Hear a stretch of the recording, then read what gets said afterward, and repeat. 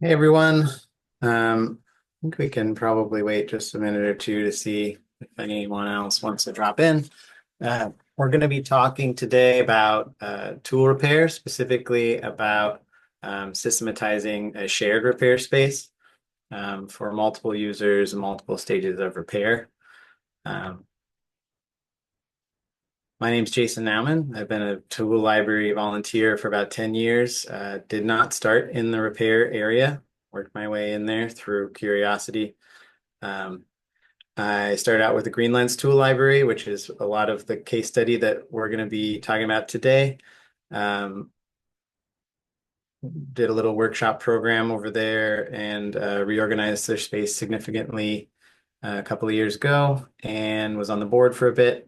Currently, I'm running Rockwood Common. We have a mobile tool library that we run out of a 16-foot box truck.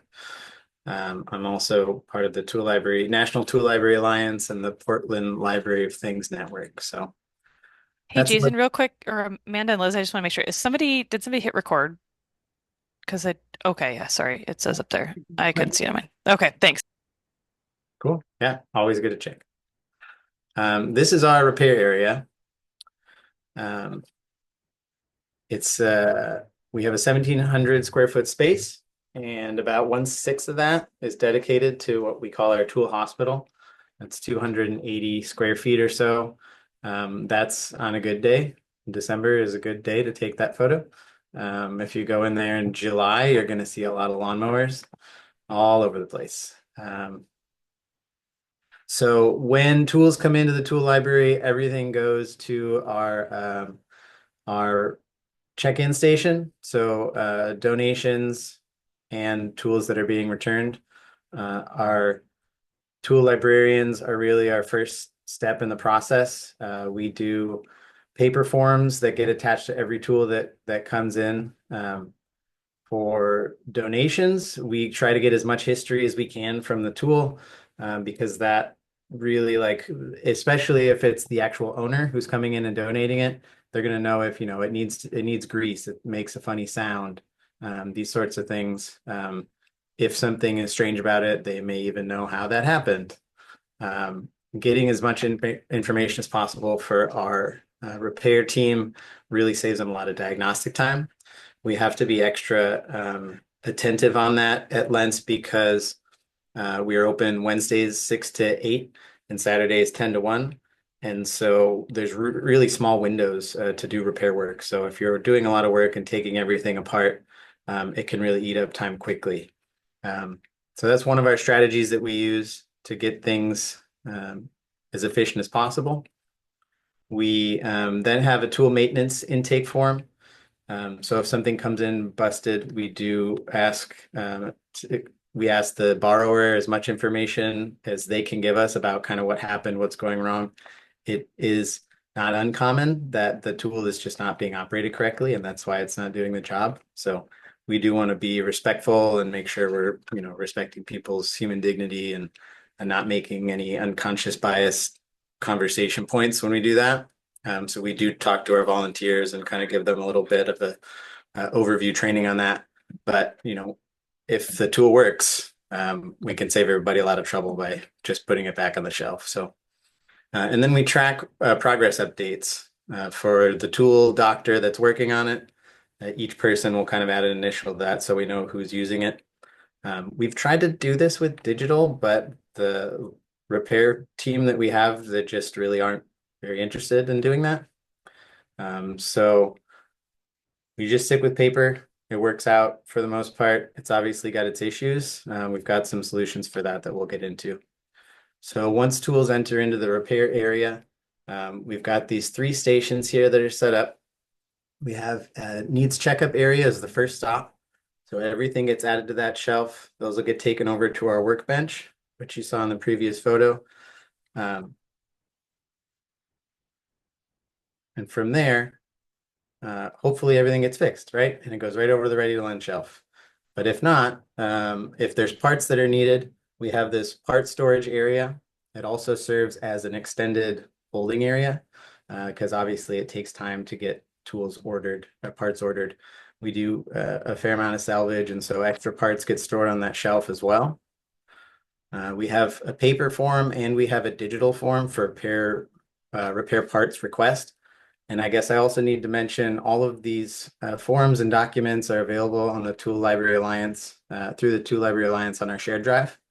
And that's open for anybody to view. You don't have to join and be a member, although if you're a tool library with 2 years of operating experience, you definitely should join. And even if you don't, you should reach out to us to be an affiliate. So um, the main things that we want to make sure we're capturing with the request form is the name of the tool doctor and which tool it is, just to maintain that chain of custody. Tool ID if it's already been added into the system. Everything else on here may not get added by the tool doctor. We have used this form to really bring in some other volunteers who want to work remotely or are more comfortable working remotely. A lot of this process kind of jump started post 2020. And so we do have volunteers that have kind of pulled back. Some of them have returned, but some of them have stayed at like a remote working capacity. So we give them opportunities to kind of help out with administrative stuff. There's two things that I wanted to specifically highlight on this form. We do have a section for can we make it and can we scavenge it? There's not a lot of machining of replacement parts that we do, but there is some. We want to at least know if it's a part that we could make, and it helps us kind of develop that strategy into the future. The tool library in Buffalo, New York has been piloting some really interesting work doing 3D printing of some components, different triggers and switches and things like that. So we're excited to work with our makerspace at the library next door to us and do some more development there. And then scavenging, we do save a lot of things, switches, power cords, wheels, the basic stuff. You all probably are doing the same. We do also, as part of kind of our inventory management, we try to keep like tools whenever possible. And that allows those components to be reused. Specifically with lawnmowers, we only have electric tools. There's only so many electric lawnmowers. So not only does that help us out to make sure we have the most reliable one available, but also, if even if the machine breaks, the housing might still be valuable. So to avoid throwing away massive pieces of plastic every time a big machine like that breaks, we do some scavenging from that as well. And then we added in this needs assembly area. So that really allows whoever gets the parts in. So we have had workshop liaison, we've had a tool library coordinator, we've had an executive director. Kind of fluctuates being a small organization, which employee is in charge of that. But once those parts come in, they can get attached to the tool or set with the tool and the paperwork and moved over into that needs assembly area. That really allows anyone who has tool repair competency or confidence to come in and they can start at the checkup station, they can start at the assembly station, they can go over the scrap station, whatever they feel like doing on that day. And so it allows us to kind of distribute that responsibility to more people, and it allows us to be a lot more effective. Also, then things are just getting moved more intentionally. And when things are being moved, randomly and digging through piles of loose repair parts and such can be a real problem. So I want to try and avoid that. And then again, 100% success every time. No issues. No, I would say, I should have come off mute to laugh at that. I'm sorry. yeah, that would be great, wouldn't it? No, we have seen a little bit of an increase in repairs. The biggest impact we've seen from that so far, we just started this in March of 2023 is when we kind of reorganized everything, is a really dramatic decrease in the number of lost or misplaced tools, things that kind of fall off the repair truck have really been impacted. There is a little bit of I probably can't see that because of where these floating heads are, but we have seen an increase in the number of fails a little bit too. But as we all know, you miss 100% of the shots you don't take. So an increase in repair success and failure means an overall increase in repair activity. And There's a cat on me. And we're still seeing those low numbers of tools getting lost or misplaced. So we see that as a pretty clear marker of success in the system. When things don't make it, they go into the red zone. Shady Acres Tool Retirement Area is where our tools go to live out their final moments. We do have one or two material recovery volunteers. I'd love to say we had a team for it, but it's something that we're working on developing, getting a little more enthusiasm about that. Some people really want to make an impact with environmental work, but they just don't have the technical knowledge, or they don't want to be on a computer. Maybe they just want to come in and take screws out. So we're working on building out that capacity a little bit. We do have a list of the tools that, or the components that we salvage. So that's the first step. And then scrap metal. We do material recovery. It's not really an income generator for us because, as you can see, we're only taking apart about 150 tools a year, hopefully less. And that's tragically mostly plastic. And then there's a trash area, but having a process for storing all of that stuff and then clearing it out of the space is a really important step for any repair area. Otherwise, like I said, those things will build up pretty quickly. This pile of mower components you can see here, bags and wheels and stuff, those are all reusable components. We've got a stack of cords. Just about everything here on this shelf is reusable components that will go into another tool. In terms of our material salvage, we really break it down into three simple categories. Anything that's ferrous, anything that has a high iron content and can be picked up by a magnet gets separated into that big bucket. It's going to be the gross majority of our stuff. Broken motor components get dropped into that motors bin. They're going to receive a higher scrap value. And then mixed valuables is going to be our copper, brass, anything like that. As you can see by the size of that box, we don't have enough to really make it a highly valuable process, but we do want to still salvage those things. We actually have a partnership with the Habitat for Humanity Restore. They obviously do a lot of material salvage work, so we can just take these bins over to them and they donate it. If we ever have a large enough pile, we could take it in and make a few bucks, but not real profitable for us. And these are our shelves. So you can see in even December, quite a bit of available space on there. The red circles indicate replacement parts. We've got some spare handles and things, spare wheels. Obviously, we're saving those. We've just got two tools. Hopefully someday that chipper, shredder, mulcher thing will have a part that we can get manufactured, but it's out of production. So sadly, that's going to be mostly scrap metal. So it's been pretty effective for us so far. That's kind of how we do tool repair at the Greenlands Tool Library.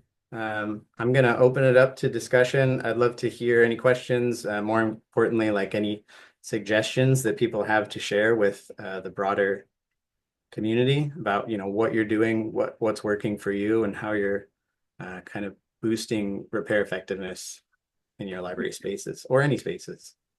There was a question about the community or who pays for the replacement parts if you have to order them. Do you want to talk about that a little, Jason? Sure, yeah. So we have a couple of different folks that are involved in our repair process. One of them is our finance committee. So we do have a team that does grant writing and looks for funding for that. We also collect, our membership is free, but we do collect some late fines from folks and regular donations. So we have unrestricted funds that are set aside for specifically purchasing parts. Also, if we have members that kind of know what the repair is or notice there's an issue with like a dull blade or something like that, if it misses our maintenance check, we do encourage them to purchase that and then add it on or bring it in, and we can put it on the tool just as a way of making a donation to the library. But yeah, we have that specifically managed by a board member who manages as our treasurer. Yeah, there's a few more questions too about, do you do tool sales for excessive tools, duplicated tools? And then I think you had a slide about the tool space, how much space you have dedicated for that. And then there's also just one more question, just so you like, if you want to answer these in conjunction, do you put a call out for donations when there's a noted gap for specific equipment? Yeah. So let's see. First of all, repair space. Do, do, do, do, do, do, do, do. That's our repair space. We've got about 280 square feet. A lot of that is open floor space, as you can see from that photo. But again, keeping a 4-foot walkway that passes through there makes a significant chunk. We've got one entry and one exit point, but for fire safety, we want to make sure that there's 2 ways in and out, especially with a tool library where piles of tools just kind of happen. And then, sometimes you've got lawnmowers and things that you're going to have to take apart and they're going to stay taken apart for a little bit. So it would be tough to do what we do with less space than this. There are libraries in Portland out here that have, about 75 square feet. That ends up being a lot of tools are taken home by members to repair offsite. We don't have any water access, so we can't do anything with power washers or anything like that in our space. So we just rely on, basically we check those tools out to a member and they do the repair. If they fix it, it comes back. If they don't fix it, then we're not any worse off than we were before they took it. So we call that homework sometimes. People take them home and it's homework. I guess before I answer that next question and before we move on, Amanda, you probably have a lot more experience in terms of, funding tool repair components and things like that. Did you have anything you wanted to contribute on that question? Just that, the idea of like, because we've run repair events, so specifically like community open repair events, we try to integrate our inventory into those as well. So we'll put things to the side for specific fixers to utilize because we do have fixers that come and volunteer with us pretty regularly in a dedicated space. But so we've been able to sort of fund some of our inventory repair by leveraging the funded repair cafe events. Does that sound too sneaky or nefarious, or does that make sense? That makes sense to me. Yeah. Yeah. We have put out a call for specific donations before. In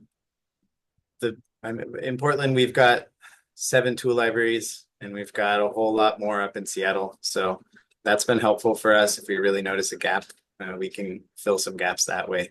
I wouldn't say it's been super effective for us to ask the community for things, but I have said to community members before, like, if you want to pick it up and donate it, you can store it here, and whenever you need it, you can get it back unless somebody else is using it. Or, I think there was one case where someone had a squirrel in their attic and it was clear that they didn't have the funds to have someone else do it. So we said, if you decide that you want to get a squirrel cage and do that, we are not advising you to try that on your own if you're not ready for it. But you could potentially donate it to the library, and then we could pay you back for it. That was a tricky case. Obviously, we don't want to, tell people they should be trapping their own animals. That runs into an ethical issue. But we've done that before with other tools too, where we're like, yeah, go ahead and pick one up, find a good price on it, and we'll buy it, add it to the inventory. It's worthwhile. Things like broad forks. Clearly, we have a deficiency. I've also worked with like different divisions. So like Noxious Weeds has purchased tools for us in the past, the county-wide programs. And then I've gotten donations from places like, government contractors that had to be flown in or something, had to buy shovels and they brought things to us. And then also other institutions like carpentry programs, maybe with our community colleges, if I can connect with the right person. They've been told to dispose of these things. How is left up in the air sometimes too. So that's always nice to ask specifically for what we need. But that's another way to leverage some of those other relationships. There's a lot of questions, Jason. I just want to warn you. like from sewing machines to recruiting tool repair events, and we only have like 5 minutes left. And then this just popped up for me, so I don't know if we're gonna get kicked out in a minute, but I'll if you sa- wanted to go back and look at the questions, yeah. yeah, I'll save the chat and then I can kind of do a Q&A right out and put that onto the TLA site. But I would say a couple of these I can answer pretty quickly. Deciding which tools to repair, it's really, we don't have a system for that. I don't know if there is a good system. Obviously, if it's a tool that we don't have enough in the inventory, we want to prioritize that. We don't have, Sometimes like low hanging fruit, something that's like an easier repair, or somebody that has the skill to do there. That's always a good way to prioritize too. we do a little bit of training. We do sharpening training and blade replacement. And those are kind of workshops. They're like open to any member, not just volunteers. And yeah, well, obviously lots to discuss. So maybe we'll follow up.